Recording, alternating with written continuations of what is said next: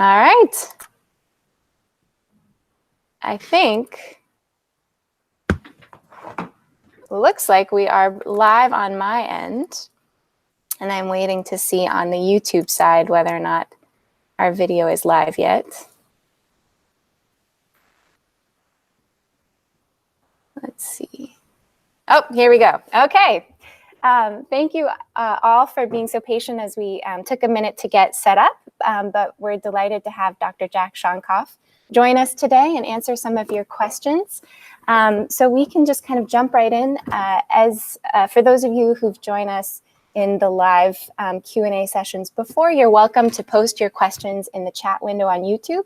So we'll be referencing those questions as well as some of the questions posted in the discussion question in advance of this Q&A.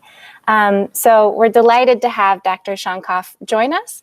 And I think what we'll do is we'll just jump into a quick question, but Dr. Shonkoff, feel free to introduce yourself briefly. Of course, everyone knows who you are from the course and is excited to have you here. But we'll also just jump right into a question. So one of the first questions that we have is about the role of siblings and peers in early childhood development and leveraging child-to-child approaches and supporting ECD. And can you speak a little bit more about the aspects of resilience and stress that are shared between peers and siblings? Yeah, wow, that's a great question. So there are two parts, really two parts to that question. I think the first one is a quicker one to answer. I don't think we have a whole lot, at least I am not aware of a really extensive research literature on the role of siblings in early childhood programs. Siblings are part of young children. The person who's asking the question is really putting your finger on something very important. And I would say there may be people with more expertise than I have who could give you a long answer. I would say for myself, I don't really know much about an actual research literature on that issue, but it's certainly important. I congratulate you for bringing it up. But to kind of pivot to the resilience part of the question, this is a great opportunity to talk about, I think, one of the most important messages that's coming out of the leading edge of 21st century developmental science, including the brain research, which is the importance of individual differences and the importance of variation in development, so that everything we study, whether it's cognitive development, social and emotional development, language development, whether it's physical health or mental health, everything is influenced by the interaction between genetics and the environment. Okay? The old argument about nature versus nurture is kind of irrelevant now. Everything is about the interaction between the two. So if we look within a family and we look at siblings in a family, every parent who has more than one child knows that children are not the same and knows that children respond to their environment differently. Some children are more sensitive to the environment. Some children kind of are more adaptable, all within a normal range. When we talk about resilience in a family, it's part of it obviously is determined by the supportive relationships that help to build strong adaptive skills and help children with the building blocks of resilience, but also we have to take into account that children are different from each other. They're born differently. So when we think about resilience, that each child is influenced by the environment in which he or she lives. And the family environment is not the same for all siblings, because when kids are different, adults respond to them differently, and kids respond to each other differently. So I really want to thank the person who asked the question about highlighting the importance of siblings.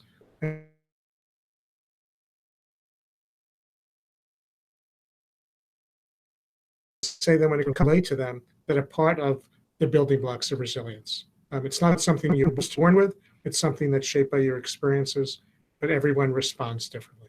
So it's a great question, really great question.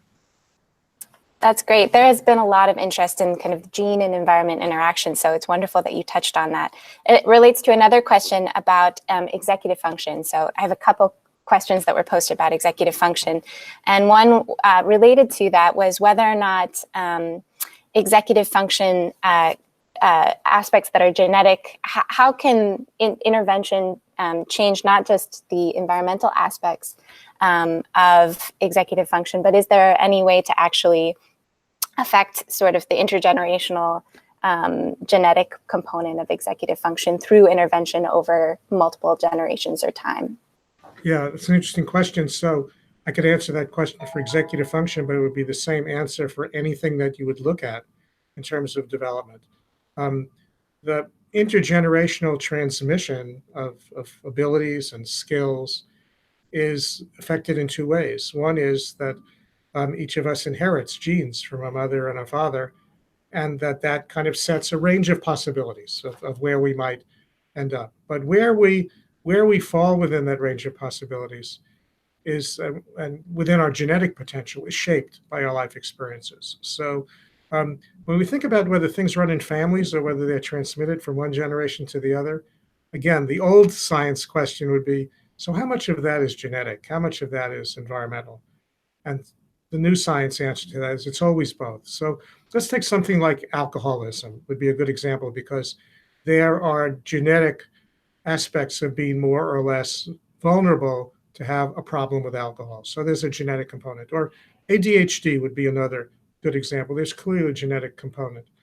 But also, if you're raised in a family where one of your parents has ADHD or one of your parents has a drinking problem, then you've got the experience in the family is affected by that, right? So it's always both. And I have to think we have to understand that intergenerational transmission is an important issue to pay attention to, but be very, very, very wary of not thinking about that as genetic determinism. It doesn't mean that you're genetically doomed to a certain outcome because of some genetic transmission, because how those genes actually play out and how they're expressed is very much affected by life experience. So early experiences can modify or moderate genetic tendencies, for sure. No question about that.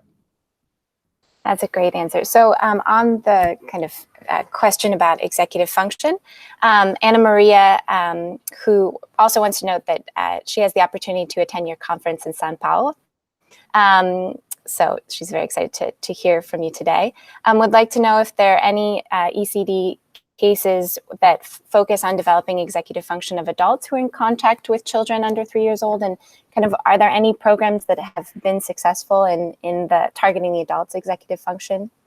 Yeah, these are great questions. I'm really loving these questions. So not only is Anna Maria correct in asking about whether there are programs to build executive function skills or strengthen them in adults, is that's actually the only way to affect executive function skills in children. Executive function skills do not come in automatically. It's not like sitting or crawling or walking, where regardless of the environment in which you live, those things will kind of come in. Executive function skills, the capacity to develop them at different stages, is kind of wired in to our genetics. But how those skills get built is not automatic on an automatic timetable. It's very much shaped by coaching and modeling and scaffolding that adults provide. So adults who themselves have good executive function skills will model and scaffold strong executive function skills in young children, the foundations of them. Adults who have very poor executive function skills, not because they're not motivated, but because, say, problems in their own childhood where those skills weren't well developed, they will need help and coaching to build their skills in order to scaffold skills of children. And it's not just parents we're talking about. It's also very often people who work in early childhood programs who may have less training, less skills, are not paid very much. And so, yes, building executive function skills in adults who interact with young children, whether it be family members or people who work in programs, is actually the most important way to strengthen executive function skills in children who are living in environments that are facing a lot of adversity or disadvantage. So it's a great question. Thank you. So we have two questions that are both kind of related about emotional trauma. So one comes from our live chat, which is from Patrick. Then he asks to comment on the effects of emotional neglect on child's development. And related to that is Mary's question, which was could a child experience so much violence that it ceases to produce any emotional response? I'm sorry, I missed the list. There's so much what that produced. You faded in. Oh, I'm sorry. The last So sentence. sure. There are kind of two questions around the effects of emotional neglect on children's development. And the second question is whether or not a child could experience so much emotional neglect or violence that then they cease to produce any emotional response. Right. So there's a lot of research on this issue. In fact, I think what is not intuitively obvious to many people is that um, overt abuse, kind of recurrent overt physical or emotional abuse, actually, obviously that can be very harmful to a child, but severe neglect actually is more harmful to the brain than overt abuse. Um, and the reason for that is the brain needs interaction in order to build its circuitry and build its architecture. Biologically, if babies are neglected biologically, that is life threatening if you're chronically neglected. So the brain is wired and the whole stress system is wired to really respond very severely to severe neglect. So, yes, we have overwhelming evidence that severe neglect affects multiple capabilities and circuits in the brain. It also, the activation of the stress system also increases the likelihood that children, as they grow up, will not only have problems with their social and emotional and learning capabilities, but also more problems with physical disease, more problems with heart disease and diabetes and hypertension because of the effect of stress on other biological systems. So, yes, it's clearly a problem, a severe problem. And in cases of the most severe neglect over the longest periods of time, you can see profound effects not only on development, but on physical growth as well as health. The earlier we intervene, the better the outcome.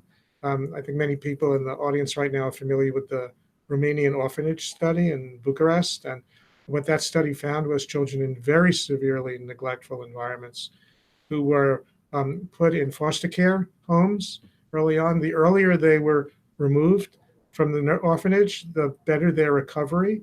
Age 2 seemed to be an important kind of transition point. If you were in a more nurturing, responsive environment before age 2, you recovered a lot of the deficits. The older you got after age 2, you improved, but not as much. So the effects of severe neglect are profound. They affect all aspects of development, and they affect lifelong physical and mental health as well. It's one of the most important challenges in the early childhood field.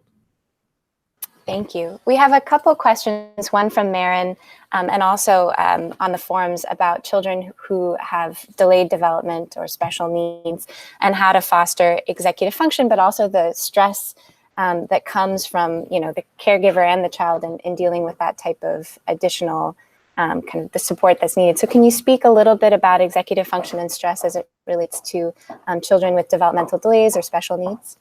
Yeah, no, another really good question. And in fact, one that I'm very interested in, because although most of my work now is focused on the effects of poverty and social exclusion and social inequities and violence, early in my career, I'm a pediatrician by training. Early in my career, I did a lot of work with children and families and children with disabilities and delays. So I know that work well from practical clinical experience as well. So I'll start. The most important thing that I could say about that for all of the people listening is that the science of child development and the science of brain development and the science of all of the other things that we would look at in children is exactly the same, whether a child has a disability or whether a child is developing within a normal range. There is not a separate science for children with disabilities. It's the same. So that everything we say about children who are constitutionally healthy, or everything we say about the impact of environment on genetics, applies to all children. So for children with significant delays or disabilities early in life, um, responsive, nurturing relationships are the most important kind of factor affecting their development. Obviously, if you have some underlying disability, you are more sensitive to neglect, you are more responsive to the right kinds of nurturing experiences. Um, yes, it is true that having a child with a serious disability puts a lot of stress on family life, but so does poverty, and so does violence, and so does racism. And in fact, I know from many studies and from my own clinical experience, there are many families who have children with very severe disabilities who manage the stress very well.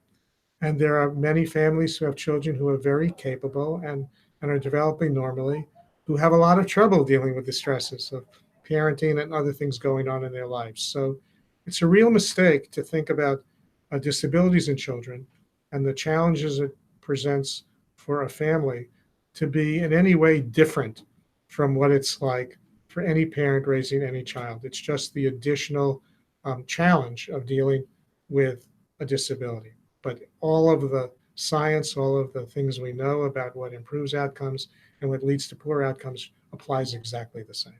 And that would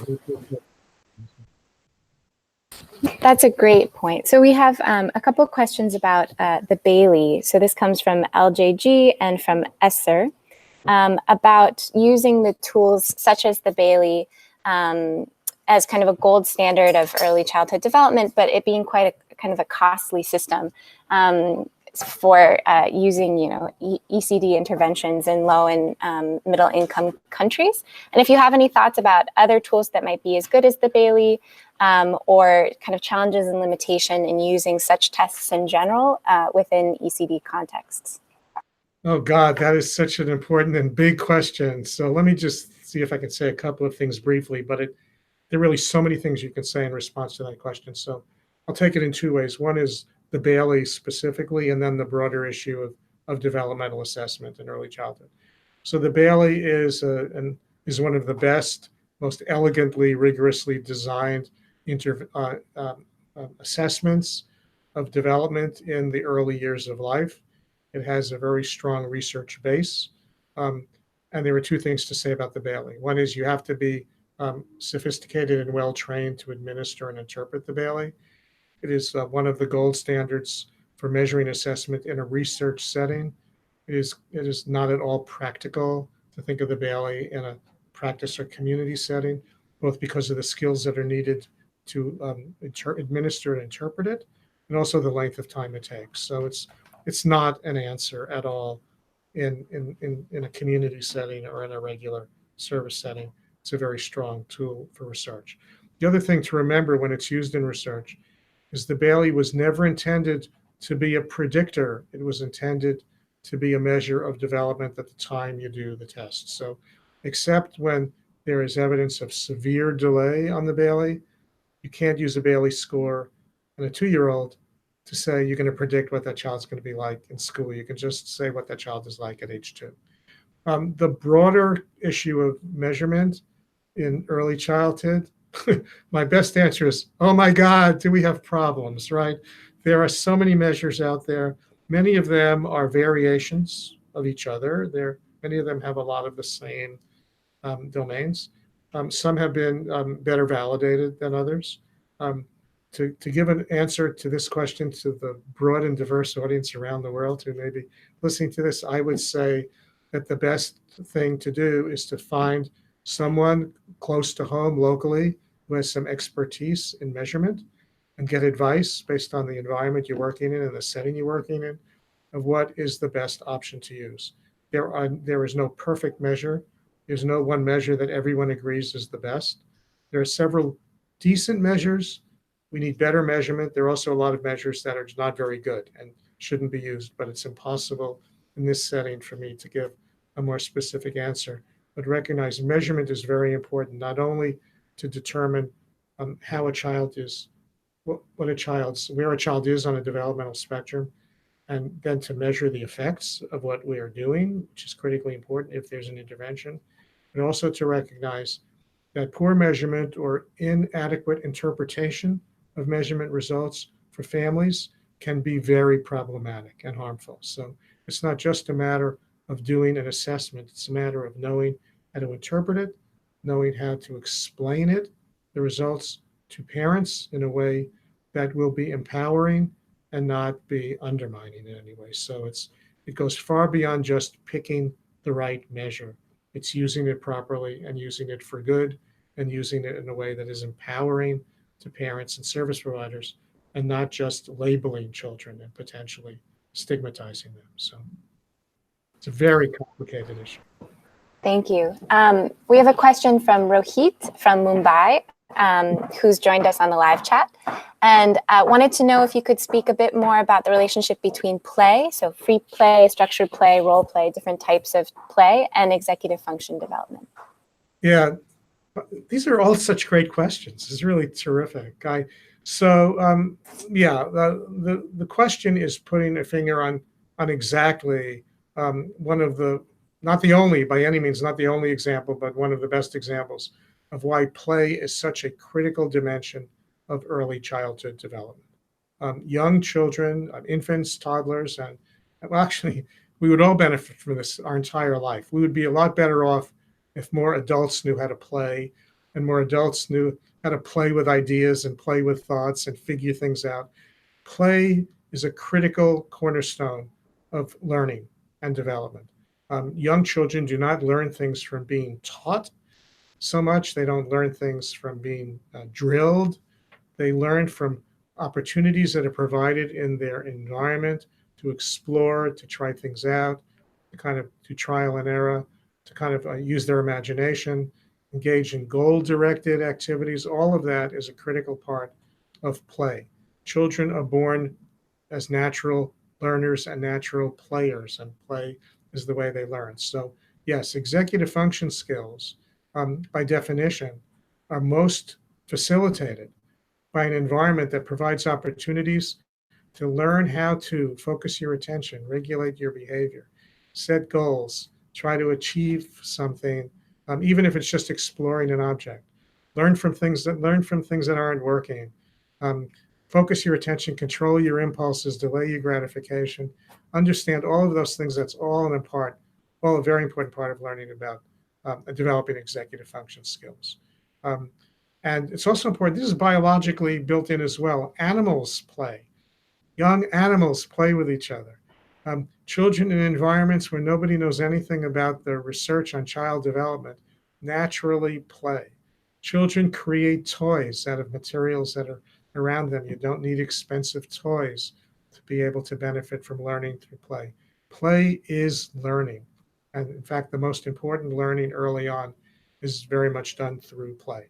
Some of the play researchers, some of the scholars of play have begun to raise questions about which is better, completely child-directed play, just allowing children to drive their own play, or adult-guided or facilitated play.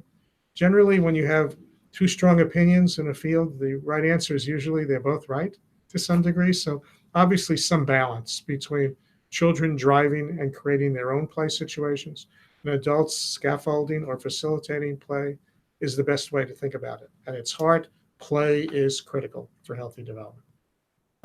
Thank you. So we have a question from Elliot, who says that he lives in Michigan, which has seen an increasing number of problems with water supply, for example, the lead pipes in Flint, and other kind of oil pipeline issues, and was wondering if you could speak a little bit about programs in the US or otherwise that focus on infrastructure to support early childhood development. Oh my goodness. Another very, very important question.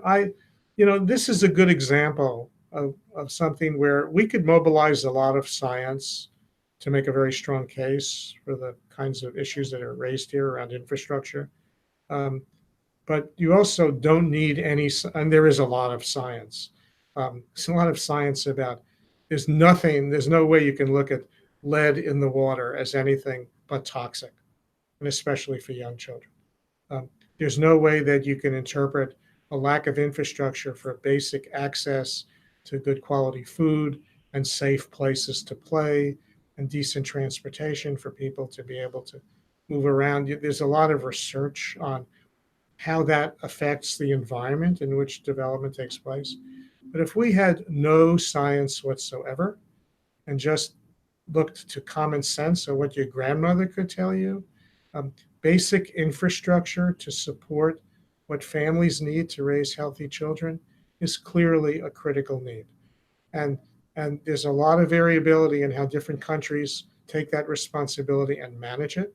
And there's a lot of variability within each country about different access to good infrastructure based on your education, your income, your political power. So the question coming from Michigan, I am in total solidarity with that question. Yes, early childhood programs and early childhood development cannot just be on the backs of telling parents what they should be doing and giving parents information.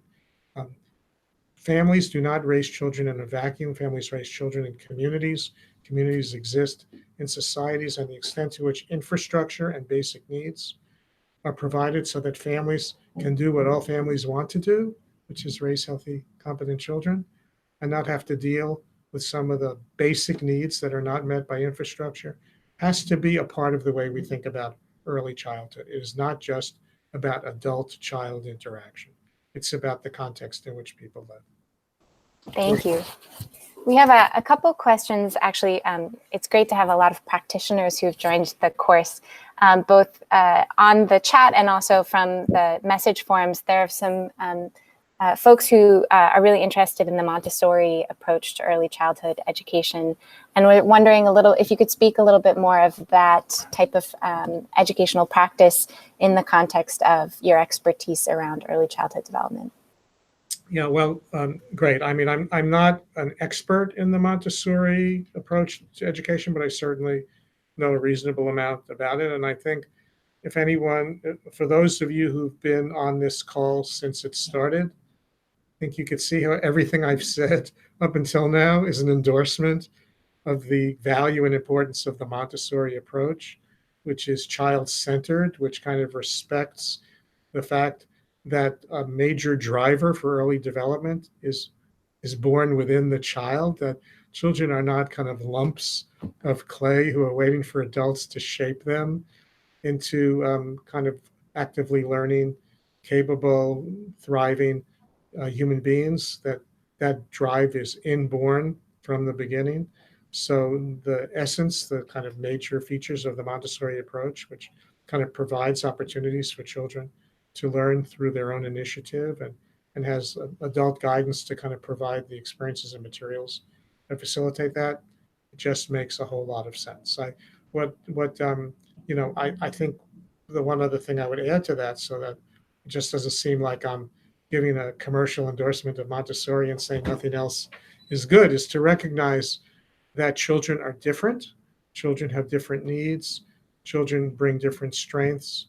And so the best kind of environment is one that is guided by a lot of the philosophy behind the Montessori method, but respects the importance of understanding individuality and differences among children and among the adults who interact with them, and to kind of create an environment that respects that difference. And in an early childhood ecosystem, I think we would not want only one approach, but multiple approaches that will allow a goodness of fit for different kinds of kids and families. Thank you. We have a question from the live chat from Hamid, who is curious about policy recommendations for early childhood development that can be incorporated kind of at broader scale, so either nationally, and what are some of the challenges to implement kind of policy recommendations kind of at these larger scales? Yeah, this is a particularly fun question for me to answer, because I've really thought a lot over the years about how you take the rich science. It's hard enough to apply the science, to actually apply it in everyday work in programs.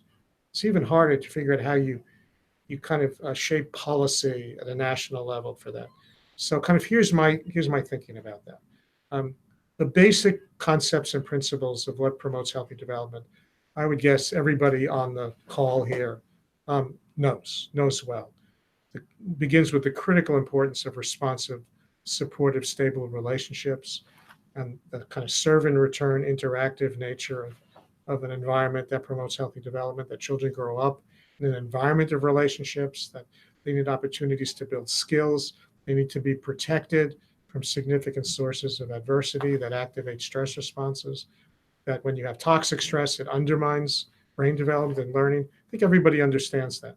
Um, Going from that to kind of developing a program and different kind of programs, it doesn't automatically happen. I gave a talk once and somebody said, I don't know what the big deal is in the field. We know that all children need is responsive relationships. And my response was, well, yeah, we know that, but we haven't figured out how to strengthen that and support that in all the programs we work in. So making things happen as opposed to just understanding them is a bigger step.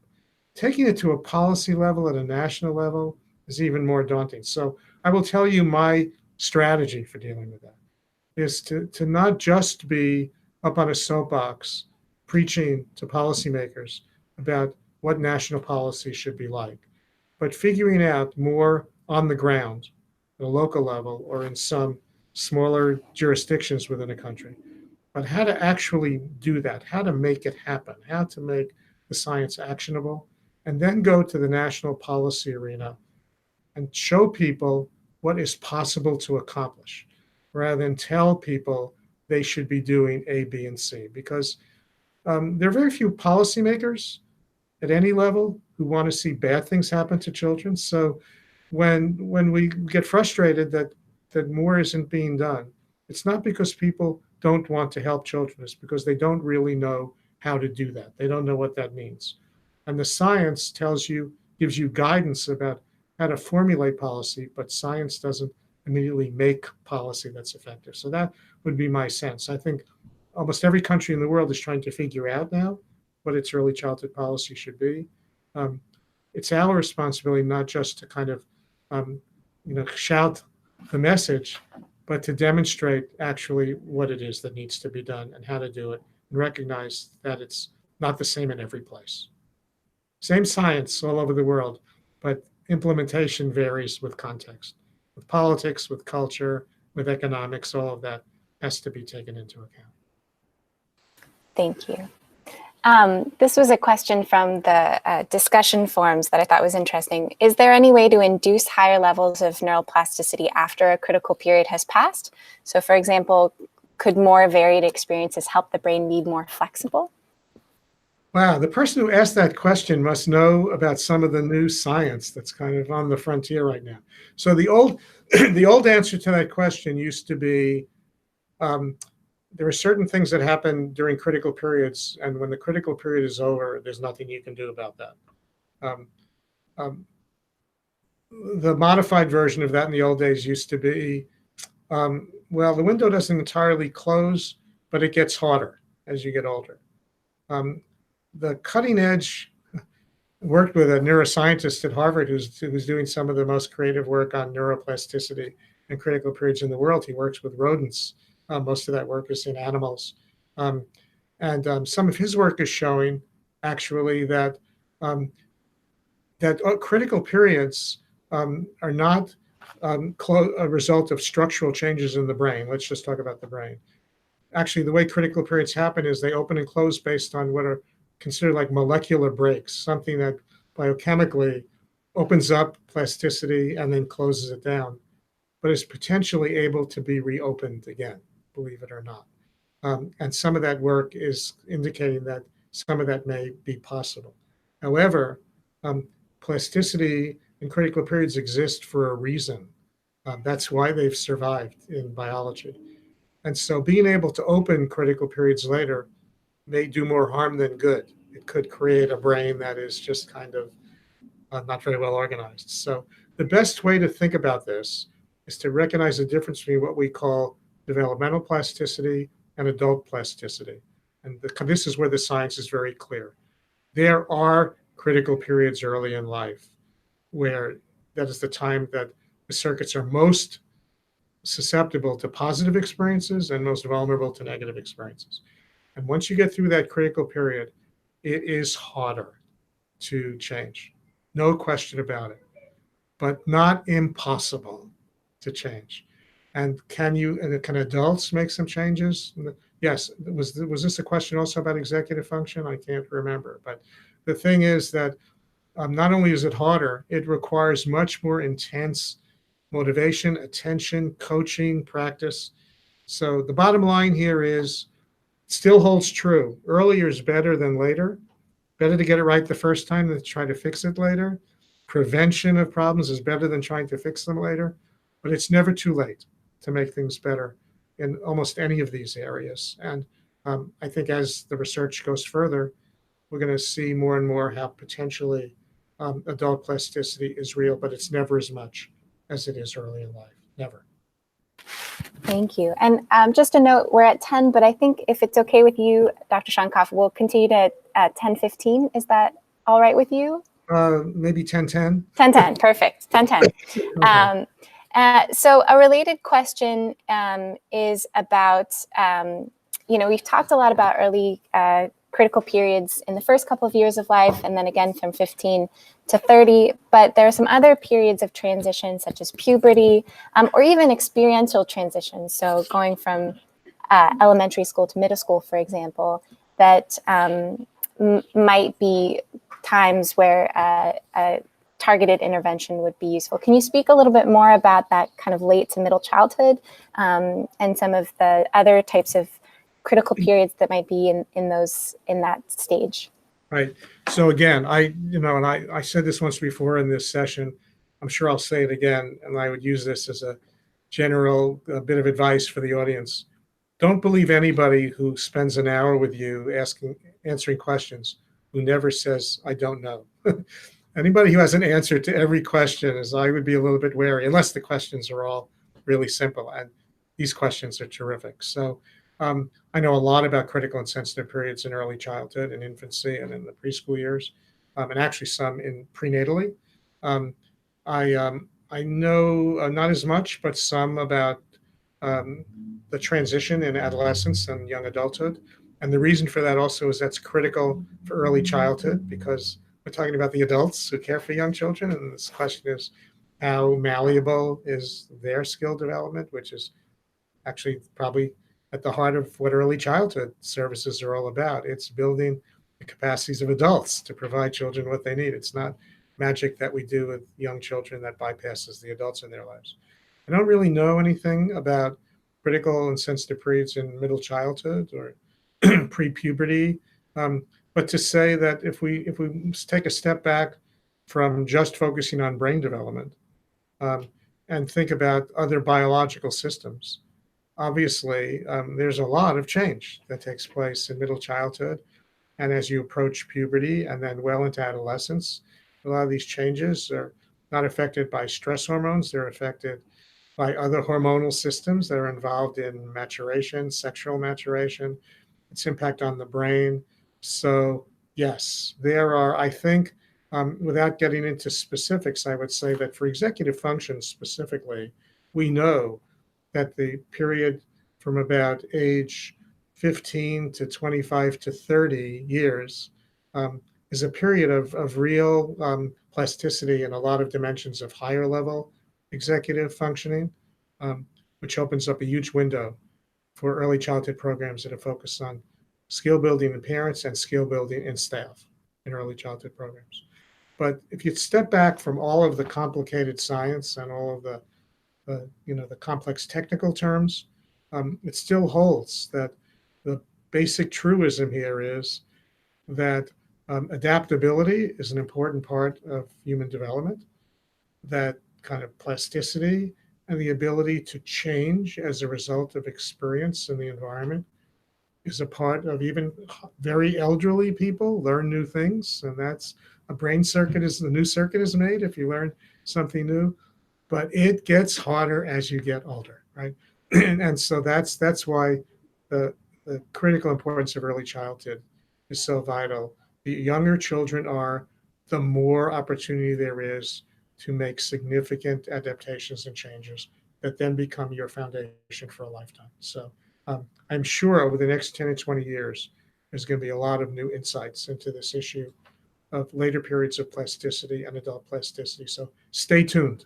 It's coming. This is an area of very active research, but it won't dramatically change. It'll change our understanding of what's going on when we try to change behavior and skills, but it's not going to change the fundamental principles that are guiding early childhood policy and practice. It will only strengthen them. But stay tuned. Thank you. So We have a couple of questions around, again, executive function and self-regulation and how to foster these skills. So Marin is curious about kind of universal interventions at the community level for teaching executive function. And another question that's related from the discussion is kind of what are some cultural considerations in teaching executive function that we should keep in mind? Yeah, great question. So, first of all, cultural considerations are critical for us to keep in mind no matter what we're looking at. The idea of community-based interventions to influence executive function is an interesting one. Easy was not easy, the opposite. Interesting one. Because basically, when you're young, for sure, when you're very young, for sure, and as you get older, as I said before, these skills really are optimally strengthened by scaffolding and coaching and practice. So at the end of the day, it really is about individuals learning from experience in situations where people with better skills help coach and you practice and scaffold. So there's nothing about a community per se that replaces the interpersonal interaction, but there's a lot about a community that can create an environment, makes it easier for that to happen. There's a lot about a community that makes it harder for that to happen.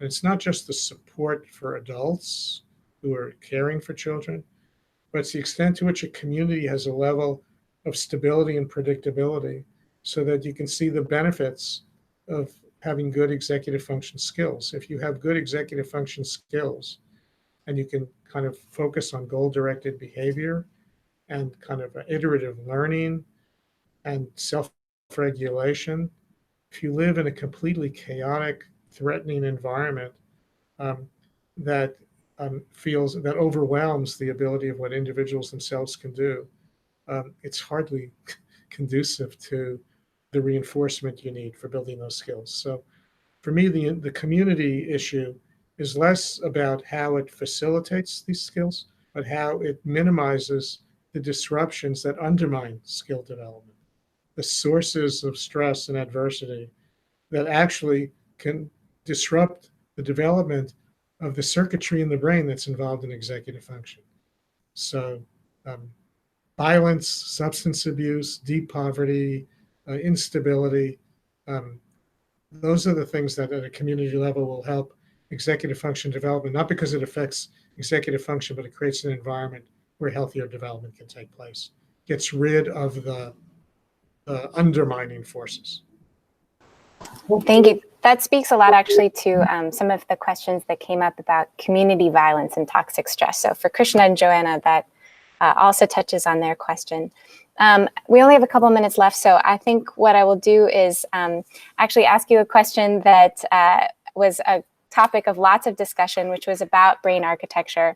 So can you talk a little bit more about if a circuit was made well and sturdy and stabilized, what does that actually mean? So what does it mean if a circuit was not made well or not in time? And kind of, can you describe a little bit more about what you mean when you talk about brain architecture being good or bad? I think that was something of a lot of interest. Great. So when we talk, when people in general talk about critical periods and talk about plasticity, they're thinking more in terms of skills and areas of competence. When do these skills come in? How flexible are they as you get older? From a neuroscience point of view, critical periods and plasticity are about circuit development, the underlying circuits that make up the architecture of the brain that are responsible for these skills. So this is the way it works. It's really, conceptually, it's very simple. So different circuits get built at different points in time based on a genetic program, which is why on average, kids all over the world, for as long as we've been a species, on average sit up at a certain age, crawl at a certain age, say their first words at a certain age. That's the timing of when, and all of these things, all these skills are built on circuits in the brain that actually provide the basis for these skills to develop. So when the circuits come in is relatively predicted within a range genetically. So you're in a period where the circuits are being built for focused attention, or the circuits are being built for differentiating sounds of a language. And what that means is, okay, this is the critical period. Those circuits are being made right now. Remember, the brain at birth has very little of its circuits. It has most of its cells, not a lot of circuits. So it's building circuits continuously. During a period for that, the critical period is specific for circuits. It's not specific for skills. So when those circuits are being made, they are shaped, literally molded by the experiences that affect that circuit. If the experiences are positive and reinforcing and responsive, the circuit is built as a very healthy circuit. And when the critical period is over, the circuit stabilizes and the circuit doesn't change anymore. So if it was a positive experience, you build a strong circuit.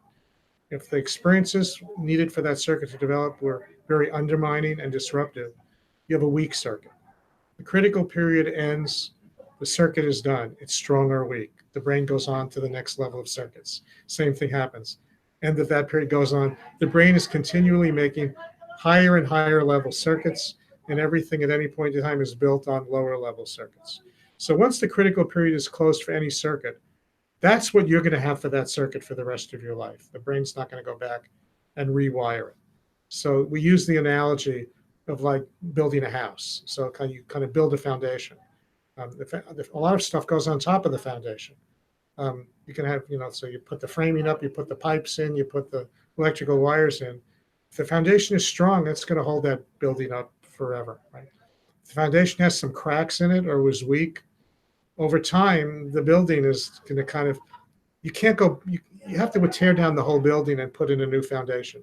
You can do that in a building, you can't do that in a person, okay? So you have, if the wiring was done poorly in a building to begin with, you can spend a lot of money and rewire the whole house.